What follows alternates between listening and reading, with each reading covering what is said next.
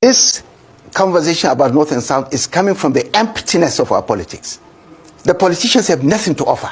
If they have, let them put the ideas on the table. I'm going to go for a president wherever he comes from. Once he's a Nigerian, he has the ideas to fix this country. In this 21st century, we're still talking about North and South. In any case, we have tried Northern presidents, we've tried Southern presidents. What have they done? I've not seen anything. I mean, Buhari's regime was a disaster. So, and I've said so severally, many people have said so. So why should we be stuck about Akpabio? Akpabio, for goodness sake. What does he represent? Tell me, what ideas can you associate with Akpabio? What contribution has he made to the development of this country? Look at the padding in the budget. There are over 11,000, padded budget, about how many trillion? I mean, this bunch of thieves, for goodness sake, stop talking about them. Talk about ideas. How can we fix this country? Look at the population growing. Look at the lack of jobs. Look at the insecurity. Look at the inflation. Look at the bills that are mounting. How can we survive in the 21st century? We're in a competitive environment. Okay, Dr. Bugaji. Tell these politicians that talk about North and South, bring your ideas. Dr. Bugaji. The case of Alberto Fujimori of Peru, I can see the current president moving in that direction. Alberto Fujimori ruled Peru from 1990 to 2000. Alberto, in these 10 years, made sure first there was excessive corruption. There was, hyperinflation. There were all the troubles that I can see. There was insecurity because there were insurgents. There were so many other things.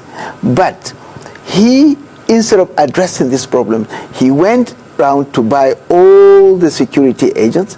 He bought off the judiciary. He bought off the media. He bought off everybody that he thought could create problem for him. And he became the state. Yeah, but then that didn't work. By the time he finished, there was a case of one corruption that leaked out from a media that they thought was not even worth buying.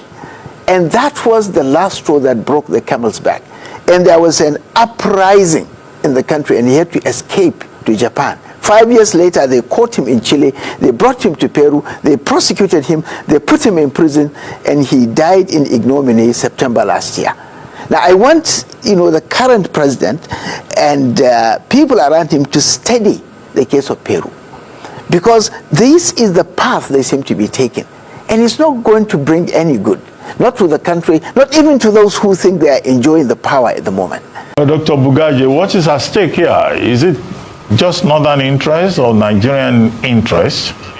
And is it true that this coalition, Northern Political Consultative and all that, do they represent, the North? Is the North monolithic? And do you think that all these efforts to some value? Well, Abati, let me first say, I think they do represent the elite, the political elite in the North. But that's not really the problem. My problem with these kind of efforts is that we have consistently become superficial. And you journalists need to interrogate some of these issues beyond the North and South issue. I'm not dismissing it, but I'm saying that we have been trapped into this North and South to the extent that we have forgotten that we have a country to build, a country to live in, a country that we hope will survive and thrive.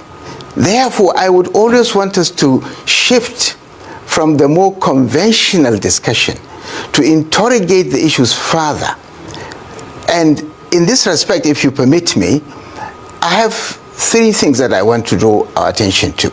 One, don't forget that there are many northern political elite that have moved into the APC planning to support the presidency of Bola Tinubu. Some of them, in fact, came out to make a statement that there is no vacancy in Aso Rock. This statement, I was hoping that your team should invite those who make those statements to come and say exactly what they mean.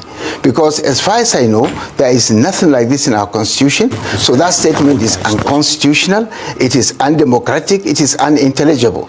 Therefore, these are the kind of things we allow to simply spread. And in any case, it is so is exhausted. It's a term that Chief Tony Anini actually used when he was promoting the third term of Obasanjo.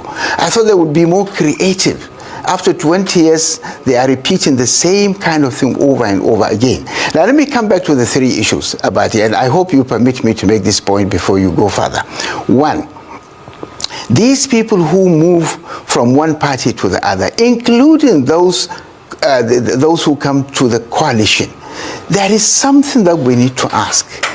Why is it that people easily move from the parties from which they have been elected to move to other parties and there are no consequences, even though the laws that we are supposed to operate, have made provision for these kind of consequences? One of the things that I think we need to take note of and to discuss is the fact that our parties are completely empty. They have no content, they have no conscience, they have no courage. They don't represent anything. Take let's start with the opposition party. Take the opposition party, the biggest one, the PDP. What does it represent? When you mention PDP, what comes to your mind? What idea? Is there any idea that you can actually relate to? Is there anything that PDP represents beyond the personal interest of politicians who use the platform to grab power and then to continue doing the same kind of thing that APC is doing? The same APC, if you speak of APC, what do you see? There is no idea that I can really relate to APC. There is no particular policy, there is no particular developmental issue which they are not like talking about the environment, they are not talking about development, they are not. Basically what comes to mind when you look at the face of APC is the face of a person who has been caught on secret cameras, taking dollars and putting in his pocket. So maybe those who are moving into APC might have been attracted by those dollars, or thinking that once they are there, their problems, will be solved. Personal problems, I must say. Therefore, we need to also look at the fact that the implication of all this is that we have left the politics of big ideas. We are basically stuck with the politics of big men. So we start talking of personalities moving here. What does it matter if one person moves from one party to the other if the parties are all empty? That's not the issue. The fact that there are no ideas, there is no conversation about the problems of this country. Even in the coalition, I don't think they speak about the real dangers that this country is facing. The mounting insecurity, the joblessness of young people, the lack of industries to do production so that the country can be wealthy. The fact that we lose nearly 350,000 hectares every year to desert encroachment. The fact that we have got a deficit of grain of about 30 million metric tons. With the floods that happened last rainy season, I'm not sure that figure will remain there. It's most likely going to go up. You look at our other parameters, very similar to the war-torn countries like Southern Sudan, Syria, and others. Why are the politicians not speaking about these ideas? They are only speaking about, we have this former governor of this, ex-vice this and that, and this man. What does it really matter? What ideas are they carrying? What difference does it make if they are in this party or they are in that party? It's the same thing that we see. So I'm not impressed with a coalition that is just out to take power from the incumbent.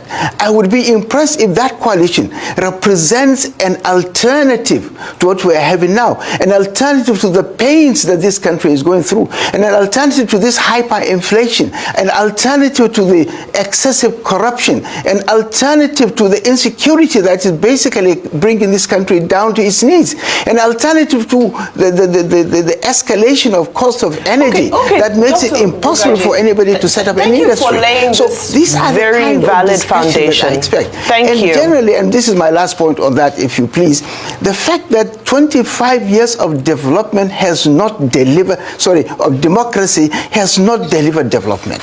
Look at all the indices. We are going down the drain. The country is getting poorer. Hunger, pain, disease, poverty is what is increasing. We must ask ourselves, what is wrong with the kind of democracy we are running?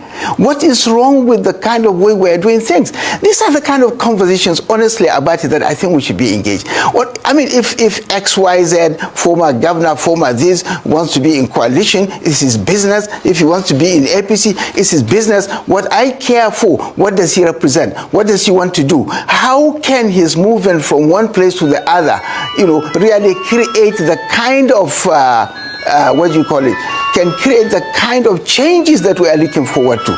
Remember, this country is increasing in population.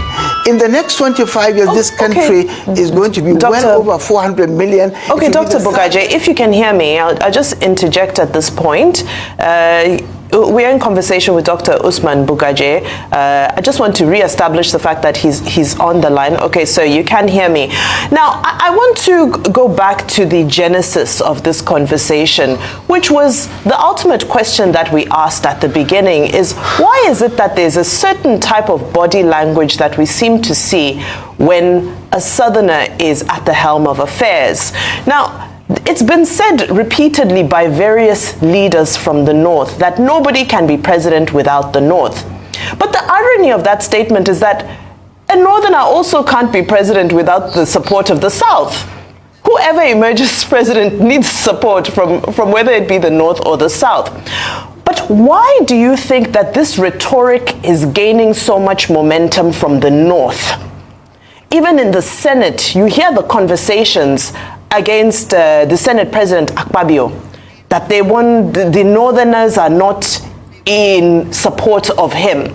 Where do you think this dynamic is coming from? Because it seems to gain momentum when a Southerner is at the helm of affairs. Okay, Madam, thank you. Ordinarily, honestly, I don't want to be dragged into this North and South nonsense. Look, this conversation about North and South is coming from the emptiness of our politics. The politicians have nothing to offer. If they have, let them put the ideas on the table. I'm going to go for a president wherever he comes from. Once he's a Nigerian, he has the ideas to fix this country.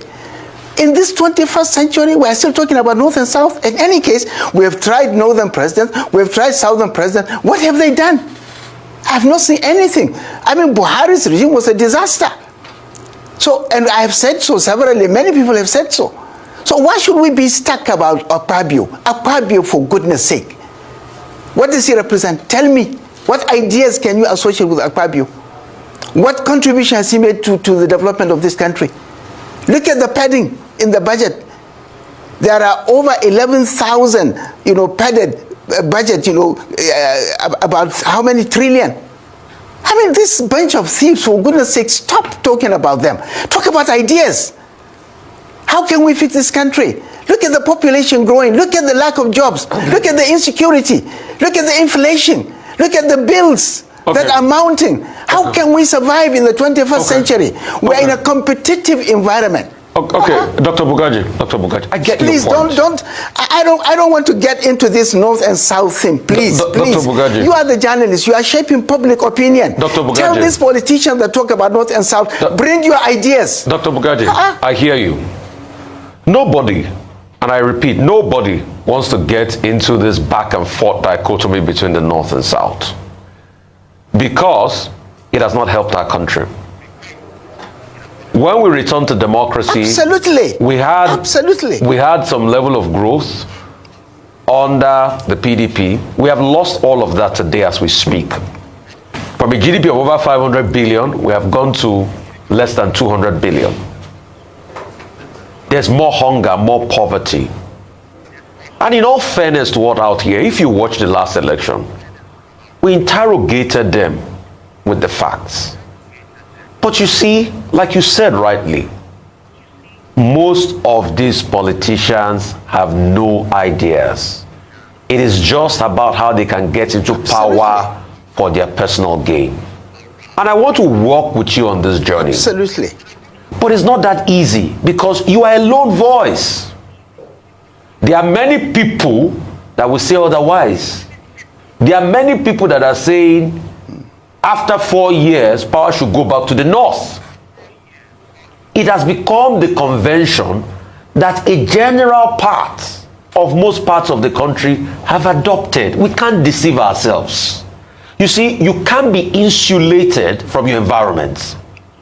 Idealistically speaking, I'm on your side. But realistically speaking, our society has been engulfed with this North and South dichotomy. The question is, how can we save the people that have been inundated with this cancerous idea of region? I would like to work with you on that. Okay. I'm very happy you have raised this point, and I think this is the kind of conversation. We need to deconstruct the political debate. We need to raise issues that these politicians are not prepared to face. We need to put them on the, keep them on their toes, and ask them to come and explain. You are party. What party do you represent? It doesn't matter what. Come and tell us. What does your party represent? What do you want to offer beyond the North and South kind of thing? So by engaging them, for me, there are things I do. I started and we're going to resume the Rescue Nigeria project. We brought in all the intellectuals, people with public service experience, politicians who feel isolated where they are, but who want to really engage in this thing. And we wanted to create a momentum. And we had started, and suddenly the elections came, people went in their different ways, everybody trying to see what he can make in different parties, and so we lost that momentum. But we have to pick it up, the more so, because at the moment, there is no platform at the national level where some of these issues can be discussed. And so I'm going back to my colleagues, Pat Otomi, Igodalo, but Dr. Bugaje, and others. Dr. Bugaje, with due respect, yes. Let me come in. And what you've just said is exactly the problem. You said you are going back to your colleagues, Pat Otomi. A lot of Nigerians still see that as elitists. They still see that as elitist. How can you permeate this conversation to an average Nigerian voter that with 5,000 naira ediboke sibe, and they tell that this person is not from your region, you should be allowed to vote? How can you permeate that even to an elite man from the south that in the last election all he kept on shouting is Yoruba Lukan? In the north that kept on shouting Hausa Lukan. Okay. So how can we do this? Because when you speak, when we finish speaking all the English, poverty will stare at you in the face. How can we do this? That's my question, sir. Okay. For me, there are a number of things time will not allow us to explain, but I'm engaging the youth in a number of ways, and I'm getting pockets of them, cells of them, groups of them that I'm mentoring, and we are putting this youth together to connect as young people who are going to inherit the mess of the last 25 years, and that they should be prepared. They are the major stakeholders in all this business of the next election, because if anything goes wrong, they are going to be to suffer the most.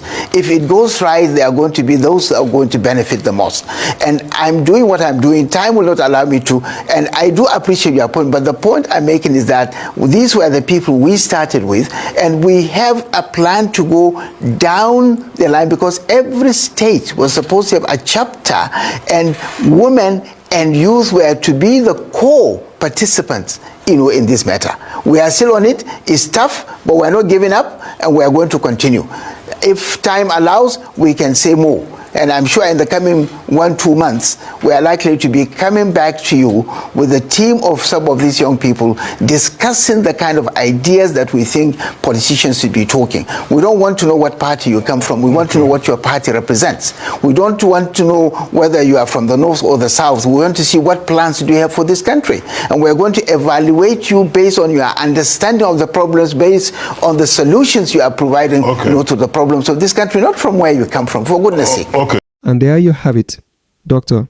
Usman Bugaje, one of the prominent voices from northern Nigeria, boldly dismissing the widely recognized gentleman's agreement of rotational presidency between the north and the south. But let's take a moment to critically examine his comments. Dr. Bugaje claims the idea of zoning or rotation is unconstitutional, an argument often thrown around conveniently when the status quo no longer favors certain political interests. Where was his constitutional righteousness during the 8 uninterrupted years of President Muhammadu Buhari, a northerner? The South respected that tenure. The region, despite its own political aspirations, did not attempt to sabotage or challenge Buhari's full 2-term administration. So why is it now, just barely halfway into President Bola Ahmed Tinubu's first term, that northern political voices are suddenly rejecting the same arrangement that benefited them not long ago? Let's be honest, this smacks of double standards. Dr. Bugaje goes on to say that no one can stop northerners from contesting in 2027. Of course, constitutionally, any qualified Nigerian can run for office. But the issue at hand is not about legality, it's about equity, political stability, and national unity. For decades, Nigeria's power-sharing formula, though informal, has served as a delicate mechanism for maintaining balance in a deeply diverse country. If the North was allowed, without protest, to enjoy its uninterrupted 8-year presidency, why is the South not deserving of the same? This isn't about shutting out any region, it's about honoring principles that have kept the country politically intact. Disregarding zoning now simply because it no longer suits the northern political class erodes trust and sends a dangerous message. Rules only matter when they benefit one side. We must ask, is this truly about patriotism and merit, or is it about power preservation? Dr. Bugaje says he would support any qualified Nigerian, regardless of region, and we hope that standard is applied in good faith. But we also know that history speaks louder than rhetoric. The South waited its turn. Now it's the North's time to do the same.